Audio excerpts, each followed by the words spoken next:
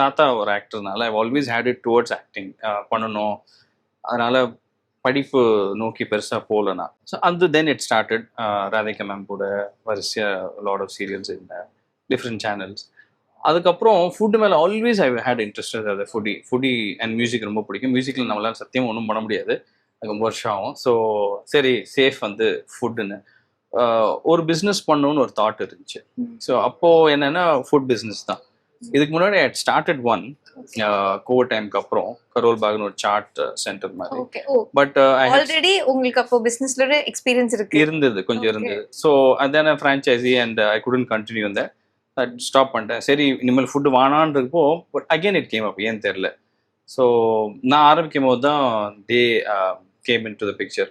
So okay, அவங்களும் join பண்ணி பண்ணலாம், சரி ஷெஃப்ஸ் இருந்தால் நல்லது தானே அப்படின்னு ஒரு தாட் ப்ராசஸ் அப்படி ஆரம்பிச்சது. So far all good.